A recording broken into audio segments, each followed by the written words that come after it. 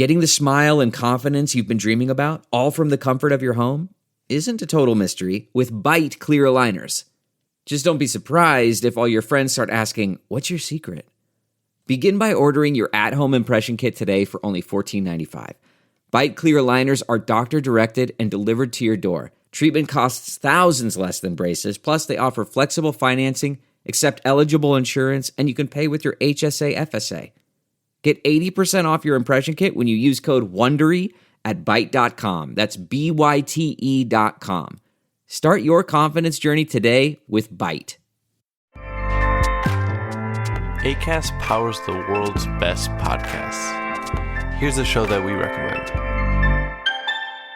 What is The Briefing Room? It's a behind-the-scenes look at how the criminal justice system works and the lives of the people within that system. If you love true crime, well, these are the real people who do the job every day of making sure justice is served. Hi, I'm Detective Dave. I'm Detective Dan. Together, we have decades of experience in local law enforcement, a profession that we think is often misunderstood. So we're going to explore how to do it right, and we won't shy away from when it's done wrong. These are stories you'll hear nowhere else. Unique, frank, and unvarnished. From the team that brought you Small Town Dicks, this is The Briefing Room. Episode 1 drops on August 30th. We'll meet you in the briefing room. Acast helps creators launch, grow, and monetize their podcasts everywhere. Acast.com.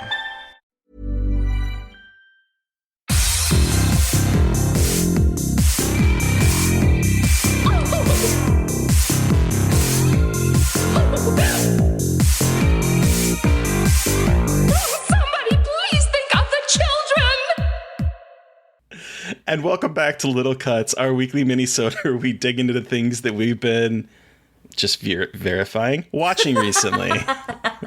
I'm Terry. And I'm Mary Beth.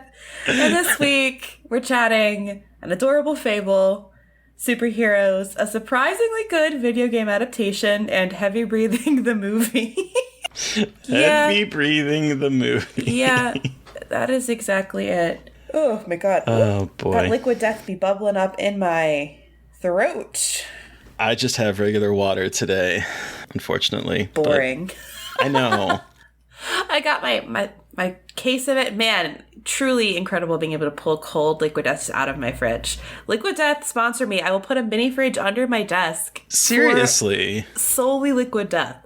We will sell out our souls for Liquid Death. That's all I want. I don't care about mattresses. I don't care about anything else. I want just Liquid Death to sponsor the podcast. Literally all I talk about is this fucking drink. Every episode. I'm just like... I mean, it's so good, though. Product placement. Okay, my addiction to seltzer water aside, what is this adorable fable that you watched? Okay, so friends of the show... and former guests of the show, and the animator of our intro video on YouTube. You should be watching our videos on YouTube right now. Eric Power and Andreas Peterson. They have a new movie that is premiering 2 days before this episode comes out at the Maine International Film Festival. And it's online. And I believe if you are listening to this on Friday or maybe Saturday, I think it's available for 4 days, so you can go out and rent this right now through Eventbrite. We can include that information in our show notes, too. But they have a new film. They did, of course, Attack of the Demons, which we both really loved, and that's for the reason why they came on our show back in, when we first started, December of, 19? Yeah, because I was still living in my old apartment. Yeah. And it was the one episode where we mistakenly thought, let's tackle 2 movies in one episode. Great conversation, but not the best idea. No, just never again. Like, and no offense, we love the episode. It was just, that's a lot of. It was a lot. That's a lot of talking, and I don't like talking that much. I don't like talking. She says as she records a podcast. I say that, and it's like all I do is talk and record myself talking, and it's like, that's all I talk. Like, I save up the whole day for this. All the words come out. That's a full-faced lie. I talk Steve's ears off constantly. So I contain multitudes or whatever the fuck. Anywho. So their new movie, it's not horror, although there are some tinges of suspenseful moments in it, but it's called When You Get to the Forest. And it is about a young woman who has kind of like packed up her life in her car and decides that she wants to go back to this forest that she had visited when she was a kid. And when she gets there, she ends up falling down kind of like a cliff, bumps her head, and wakes up and then can't find her way out of the forest. She meets a cat that talks, and she basically spends kind of pretty much a year through the seasons in this forest, kind of finding herself and understanding her life while also tending to this cat that's also tending to her, while also seeing some weird creatures in the forest, like this big, tall tree kind of creature that the cat calls the Big, and these like really adorable but kind of creepy animals that look like a cross between, I would say, the beta version of the kind of robot dinosaurs in Horizon meets like deer, okay. sort of weird little there's a lot of weirdness in it, but it's basically just this very, I'm going to use this word and I don't mean it pejoratively, but very twee. It reminds me, the feeling that I get watching this movie reminded me of playing like what is that Valley? game called? Stardew What is Valley? that? No, Stranger, is it Stranger Than Life? Is that what it's called? Life is Strange? Life is Strange. Jesus Christ. Yes, the Life is Strange games. That sort of like mix of, dare I say, hipster type music with like that sort of like ennui, that wistful melancholy that I think those games like really do well selling. This feels like it gave me the same feeling. It's more of a mood piece than it is a straightforward narrative. There's not a whole lot of story going on, but it just gave me like this feeling of like wistful melancholy as I was watching it. Does it have Dimland vibe? Yes, it actually does. Yeah. Because that was the less that movie. creepy. Okay. More like nature is healing kind of. Let me be honest, Eric Powers' animation has just like increased so much from when he did Attack of the Demons. I'm so excited to see, because his style is fucking incredible. Like, I can't even like comprehend the work that he is doing with construction paper and building these worlds with that, and doing how it does gore and stuff. Because like if you haven't watched Attack of the Demons, which I think you should, or if you haven't watched our intro video, which I think you should, his art style is sort of, I mean, it's in the same, the only thing I can compare it to is South Park, but it's nowhere near as crude as South Park in terms of the animation style, but it's papercraft. It's papercraft animation, but his art and his ability to create things that are obviously paper, but just evoke reality is quite stunning. And I think he's like operating on a whole nother level in this movie than he did with Attack of the Demons. And I just love seeing his personal growth as an animator. And the story is just, it just gave me such like emotional feelings watching it. Like I really dug it. The music is great. It just, it's just a really wholesome type of movie, and it was unexpected. And I would really recommend going out and renting it through Eventbrite, because I really dug it. I still need to watch it. I'm very excited, though. Yeah, I They're really recommend it. incredible people. So yeah, and they're just very nice people. They're just good eggs. They're good folk. They're good folk. Glad to know them. Yeah, me too. I'm glad to have met them. Okay, transitioning quite strongly from what I understand. Let's talk about superheroes. Superheroes. So I am finally watching season 3 of The Boys. Okay. No spoilers. Have you watched the show? I've watched the first 2 seasons. Okay. I binged, and I want to binge, so I was waiting until All the episodes. Okay, fair enough. I know a little bit. We're not caught up all the way to everything.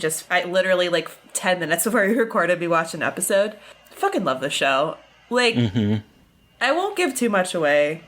If people who haven't seen it, The Boys is basically Marvel, but what if the superheroes were huge pieces of shit?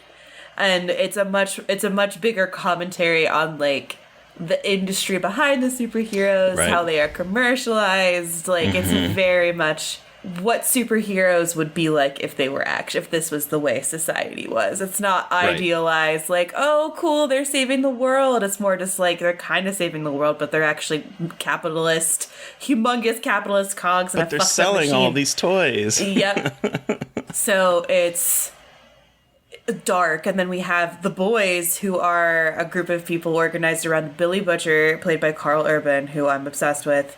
And they basically are trying to fight back against the Seven, who are the seven main big heroes, with Homelander at the head, who is like a Captain America, but like deranged.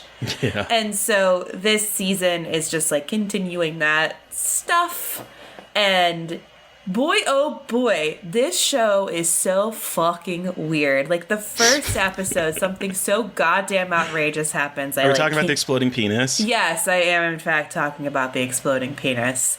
Like, that's the premiere, like, the season premiere. That's literally the only thing that's been spoiled for me. Yeah, good, because there's a lot of shit that's happening, and I just finished episode 4, and it's just like, Jesus, like, there's a lot happening, but it's so well done, it's so ridiculous, but, I mean, damn if that show is not incredible, and Homelander is this, I will go out on a limb and say Homelander is one of the scariest villains I have seen in television, if not, like, all media. Like, he is one of and this season especially, like, he is unhinged already, but it's just, he is terrifying. And Anthony Starr, who plays him, if I ever see that man in public, I will cross the street and run away. Like, I know you are not like that, but Jesus Christ, I cannot look at that man. Like, terrifying. He's too good at it. It scares the shit out of me. Oh my God, he's insane. But I absolutely love the show. I mean, like, it's disgusting. Good. It's ridiculous, but it's like, this is what gets me into superheroes. Like, I like this darker, gross side to the whole me too. Situation, like, to the whole, like, what the complex and, like, what that whole what society would look like. Yeah, so season 3 is really good so far. I mean, started out with a bang and has just kept going, and they did a couple things I didn't expect in terms of character development that made me really happy, because I thought, oh, Jesus Christ, it's going to be the whole season, and they, like, changed trajectory very quickly, and I was very excited. I'm like, oh, cool, okay, then great. My concerns have been erased. Like, it's episode 2 or 3, so. And it's unfortunately a little bit relevant to today's era with the radicalization of the alt-right, so just be prepared for that as well. Yeah. I was going to ask, have you gone to the Herogasm episode? Which episode is that? I don't know if I have. It's like an orgy. Oh, no, I have not gotten to an orgy yet. I think that's what it is. I think it's like all the superheroes coming together and fucking. Okay, I just saw a scene where Kimiko kills somebody with a vibrator. Wow. I give you no context other than she kills someone with a vibrator, and then she fights with dildos. It's incredible.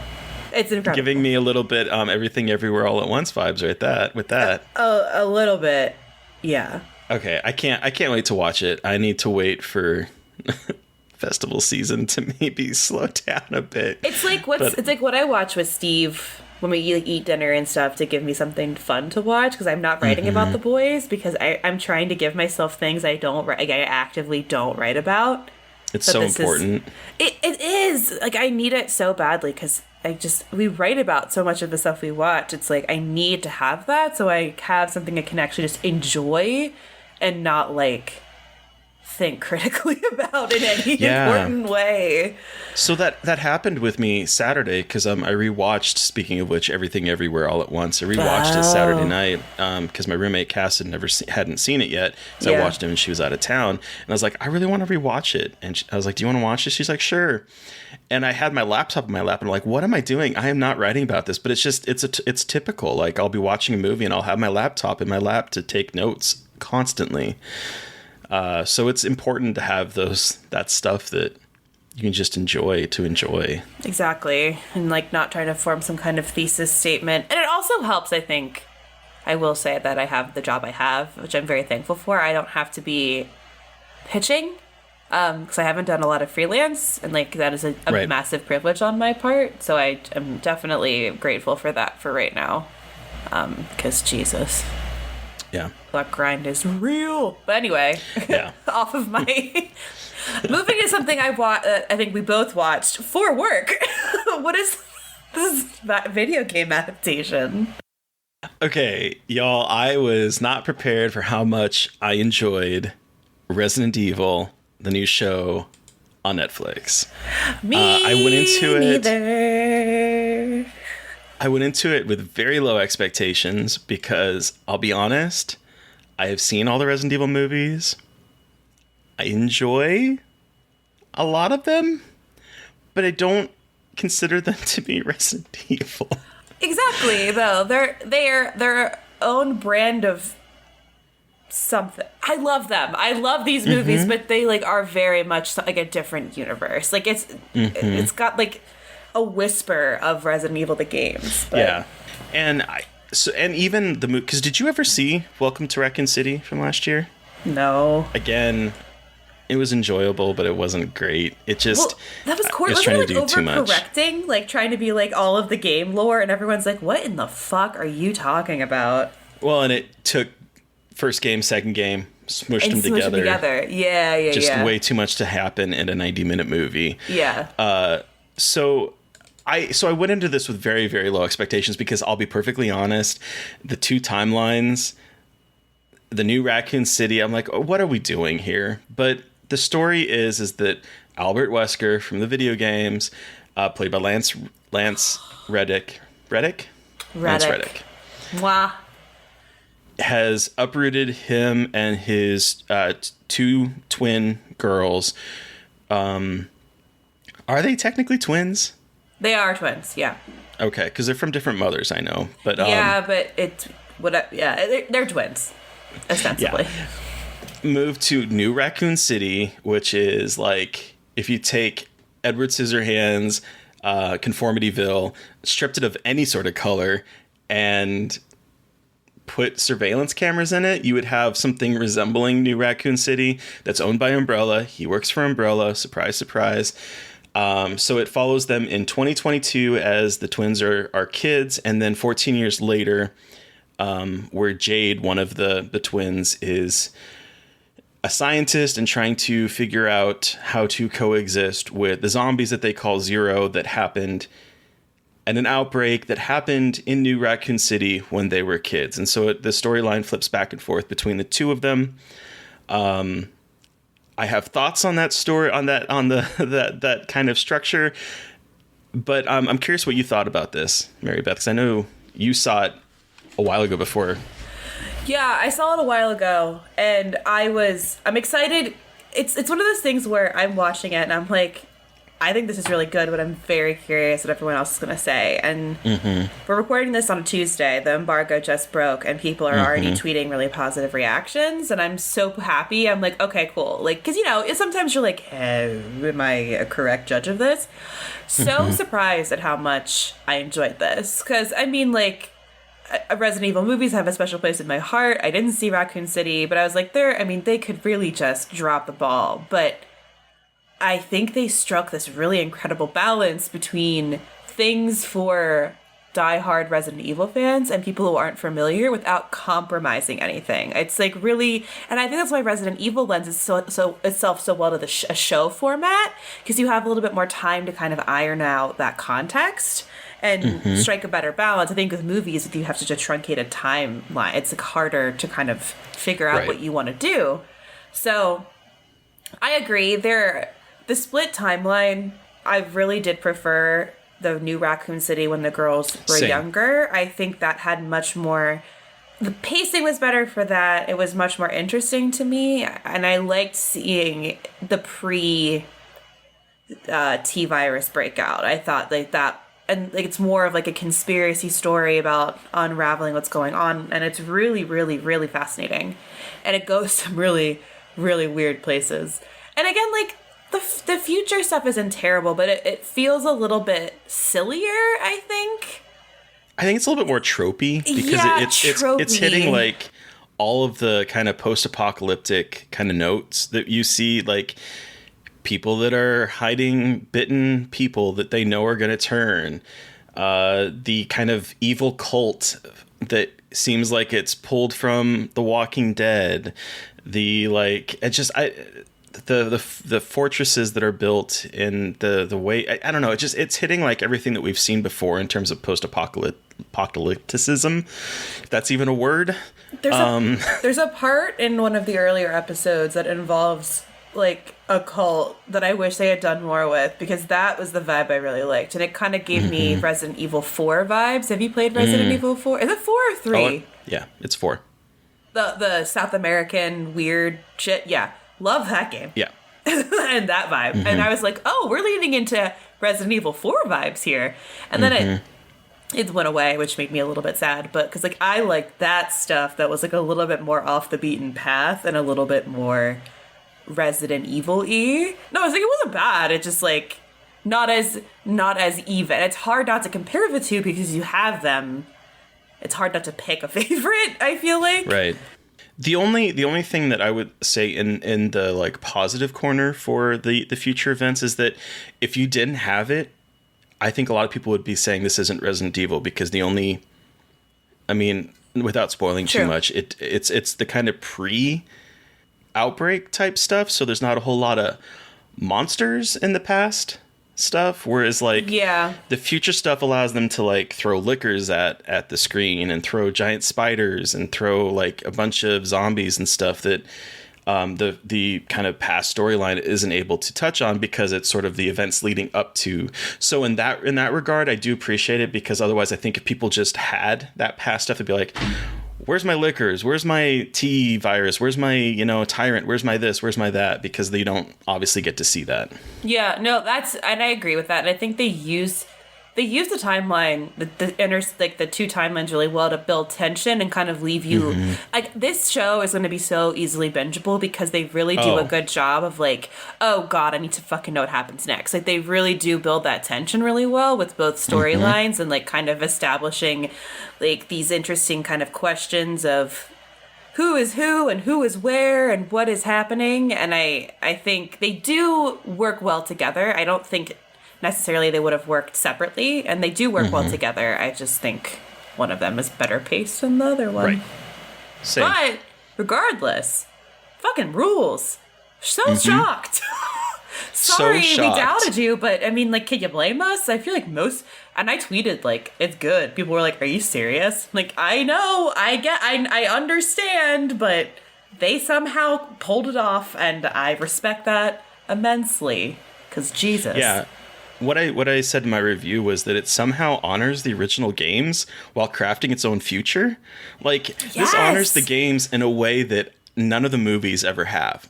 I enjoy those movies very much, but in terms of like honoring that the fact that those games happened, this somehow honors that while also telling its own story and remixing the characters a bit, and it just surprised me. Yeah, I love what they do with Albert Wesker. So people who have like questions about that, just buckle in, and they handle it really, really well. It's really cool. So I don't want to say too much. I don't want to spoil, because there's a lot of cool stuff that happens that it's like, it just came out the day before this episode drops. So get ready, y'all. It's a good way to spend your weekend. Yeah, I got them in 2 chunks, and I could have just as easily sat down and watched all 8 episodes, like one after the other. No, it just, I know. It has like, it just grabbed me and immediately pulled me in. So I know. As a fan of the games, I've played all of them except 4. I could not finish 6 because I think 6 is abomination. Other than that, like, I've played every single game, Offshoot, yada yada yada. This is good. Is 6 Code Veronica? No. Okay. That one was 3.5. Oh yeah. Okay. 6 is the one where like it's like all action, 3 different storylines. They just really leaned into excess. Can't get them all. Plus, I don't think if that game was as disastrous, we would have gotten Resident Evil 7, which I think is the finest entry in this series. That's my favorite. I know now that they've updated it for PlayStation 5, I really want to replay it. What was our horror comedy for this week? Heavy Breathing the Movie, a.k.a. Student Bodies from 1981. What was this? What? seen a movie that is just purely fucking like just purely nonstop gags. It's just, there's no break, which is a little overwhelming. I was like, oh my God, I can't catch up. Like, I cannot catch my breath here. Like, what the fuck? It's definitely kitchen sink mentality where like they're just like, we're gonna throw jokes, and if it doesn't make you laugh, there's gonna be another one. If that doesn't make you laugh, there's gonna be another one, and eventually something will make you go, what the fuck am I watching? And you'll just start laughing. That's the mentality behind this movie, I think. Yeah, you know, that makes a lot of sense, especially the part where they go, the MPA, we would like to say to the MPAA, fuck you. And I was like, all right. And, yeah, because like there's the interrupt in the middle of the movie. They interrupt with this guy that's sitting behind a desk who is like basically the what is it? The guy. He reminds me a little bit of the guy, the narrator of Rocky Horror Picture Show that sort of interjects.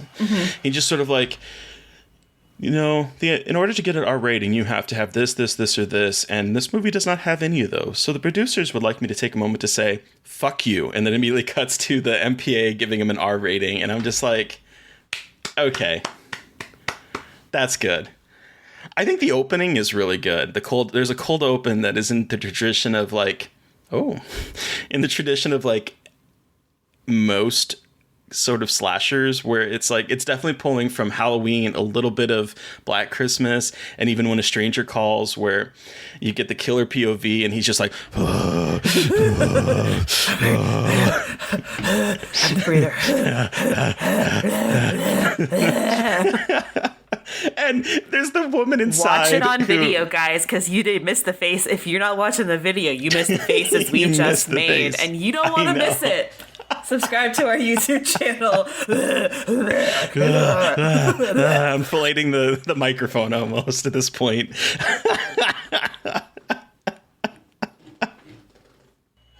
Oh my God. But my favorite is that it cuts to the woman inside who's babysitting, of course, and she picks up the phone, or she's talking to someone on the phone, and the girl's like, hey, I just want to make sure that you had the answers for the upcoming history test. For the Civil War, the North won, okay? And it's just like, it's such just like a random little factoid of like, the North won. Like, okay. And then she says, I have a feeling this is the last time I babysit. And then there's like unlocked flashes on the screen as the arrows are pointing at the door that she left unlocked. It is my the graphics that flash up, like the body count is The body like, count. unlocked. Clues. When she kills a fly and they put the 6.5 for the kill count when she kills the fly. There's some really good dialogue in this, though, too. My favorite part is, so, like, the babysitter in this cold open, you know, goes upstairs with her boyfriend who shows up in a jump scare, and he, like, has to take a shower because she says that, he's dirty. And so it's the one time we get any sort of, like, nudity in the movie is the male nudity of taking a shower and playing into that kind of female trope. And it's really dark, but you can almost see the outline of, like, his genitalia area. But she gets killed. But she gets killed and he doesn't realize it. He's like, Julie, why aren't you responding to my maleness? And I died. And then when they're under the bleachers, or no, is it the funeral? And she's like, how could you think about sex at a time like this? Like, I'm always horny. I can't stop thinking about sex. I'm always thinking about sex. It is very much like it's Scream, clunky Scream. Mm-hmm. It's not trying to be scary. It's not trying to be a horror movie. It's just trying to parody. I guess maybe a better comparison is like a scary movie than a Scream. Mm-hmm. Yeah, this is definitely in the spoof / parody. Yeah. It's called a parody, but I honestly think this is more of a spoof than a parody. I mean, that might be a fine level of distinction, but like... But I agree, because I don't think they're not really trying to say anything about it other than like, look at the funny shit that we can do here, which is fine. Like, I'm okay with that. It doesn't have a lot to say. Other than like, look at how easy it is to make fun of this. And it's like, oh yeah, no, it's incredible. One, what like, amazes me... Great. Yeah, and what amazes me is that this was in 1981, so the amount of slashers that they had to work with was very small. Yeah. And yet they managed to nail a lot of the tropes that would continue on for decades. Oh my god, when he's climbing up the stairs, and it's the cold open, and he's climbing up the stairs, and the breather, the breather. Why are there so many stairs? Steve's probably like, the fuck is happening in there? Scar for Life After Dark. That's our sex podcast. But then like his shoe gets stuck on gum on the stair. It's just like there's these moments that are like you know, they're definitely kind of silly, but they're fun. They're just like fucking funny because you don't see it. We haven't seen it before. So this is so dumb, but like also incredible, and I love it. So that's this movie. It's just like a lot of absolute ridiculous, like, but also like, wow, fuck, that actually is really fucking funny. The fuck you thing, I had to pause the movie. I was cackling. Died.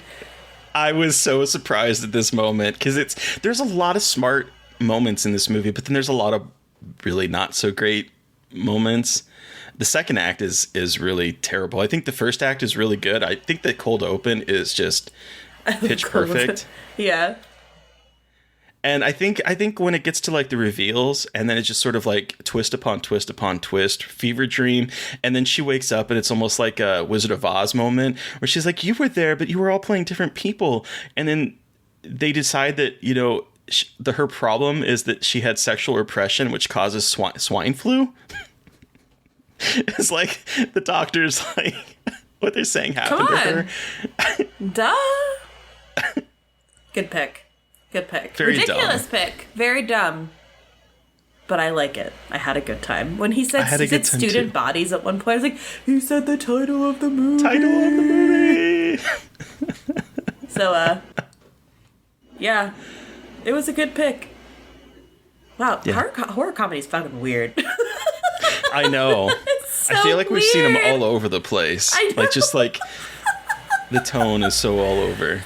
Really smart ones, really stupid ones that are like kind of sad. Great. But so next week for a horror comedy, we are actually taking a break because it is Fantasia, and I will be in Montreal and Terry will be covering as well, and so we don't have time to watch another movie, or we don't really want to make time to watch another movie on top of all the other movies we'll be watching. So we'll have a little cuts, we just will not be talking about an extra movie on our plate because we already have a lot to watch. We sure do. Jesus We Christ. sure do. Many movies. So many movies, but we will have a full episode on Monday.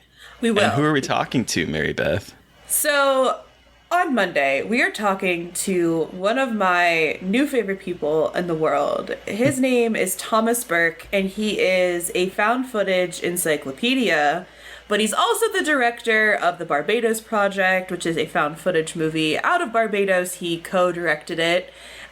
He works with Found Footage Critic. He edits all of the found footage movies under the sun, and he's just a great guy, and he brought with him Edward Scissorhands.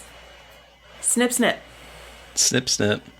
Snip, snip. So get ready for that, because we just talk a lot about What a found great footage. choice. And it was a great choice. It was great to finally talk about that movie. That's another one I'm surprised we haven't talked about earlier. So Yeah, there's a few that are on the list that I'm just like, I can't believe no one has come on to talk about it. So I know.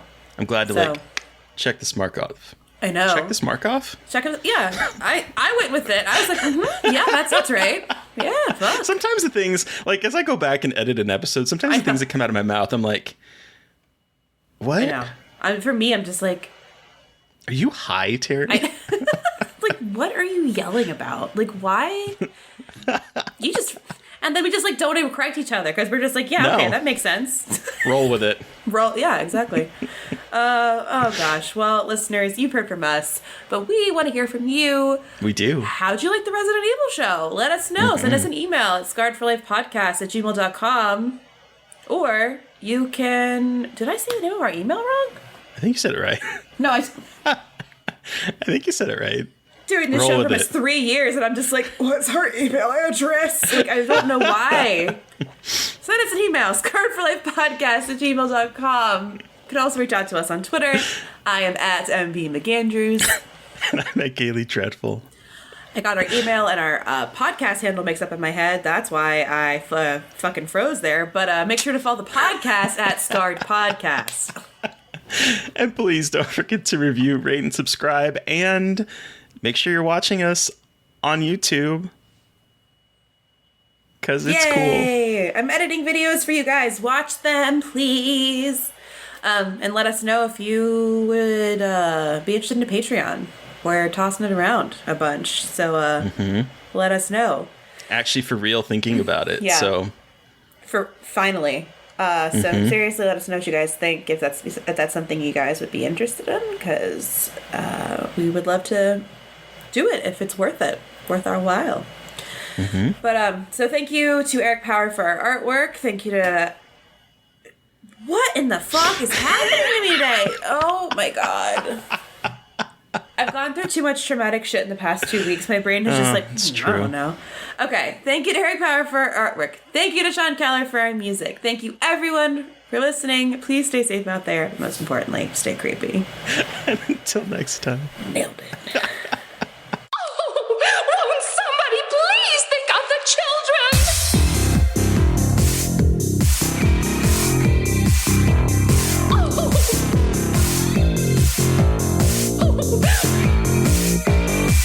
Won't somebody please think of the children?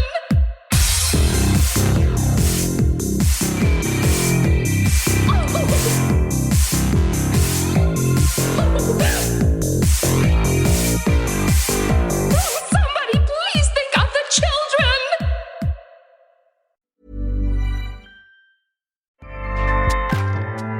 Acast powers the world's best podcasts. Here's a show that we recommend. What is The Briefing Room? It's a behind-the-scenes look at how the criminal justice system works and the lives of the people within that system. If you love true crime, well, these are the real people who do the job every day of making sure justice is served. Hi, I'm Detective Dave. I'm Detective Dan. Together, we have decades of experience in local law enforcement, a profession that we think is often misunderstood. So we're going to explore how to do it right, and we won't shy away from when it's done wrong. These are stories you'll hear nowhere else. Unique, frank, and unvarnished. From the team that brought you Small Town Dicks, this is The Briefing Room. Episode 1 drops on August 30th. We'll meet you in the briefing room. Acast helps creators launch, grow, and monetize their podcasts everywhere. Acast.com.